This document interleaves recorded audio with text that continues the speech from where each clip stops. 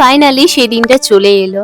প্রচন্ড খারাপ লাগছিল, কিন্তু পুরী থেকে তো আমাদের বাড়ি আসতেই হবে, যেহেতু সামনে আমাদের কালী পুজো ছিল। তাই আজকে একদম দুপুর দুপুর বেরিয়ে পড়েছি ধ্বজা তোলা দেখার জন্য। একদম ঠিক সময় মতো আজকে পৌঁছে গেছি বলে পুরো একদম ধ্বজা তোলাটা দেখতে পেয়েছি। তোমরা 4টের মধ্যে কি 4টের সময় যদি ওখানে পৌঁছে যাও তাহলে খুব ভালোভাবে ধ্বজা তোলা দেখতে পাবে। এইখানেই বোঝা গেল সময় কারোর জন্য থেমে থাকে না। খারাপ সময় হোক কি ভালো সময় হোক, দুটোই কিন্তু ঠিক সময় মতো কেটেই যায়।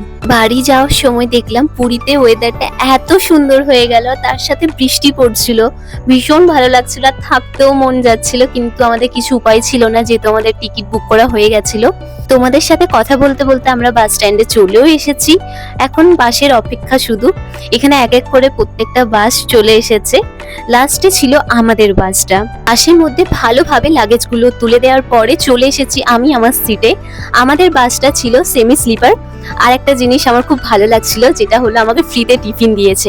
আরে আমি জানি যে আমার পয়সা আগে থেকে কেটে নিয়েছে, তাই আমাকে ফ্রিতে টিফিন দিয়েছে, কিন্তু আমার বেশ ভালো লাগছিল। টিফিনের মধ্যে ছিল একটা কেক, একটা চিড়ে ভাজা, তার সাথে একটা বিস্কুট। বাসের মধ্যে উঠলেই আমার ঘুম পায়। আর আমার মতো কারা কারা আছে অবশ্যই কমেন্টস করে জানিও। আজকের মতো বাই।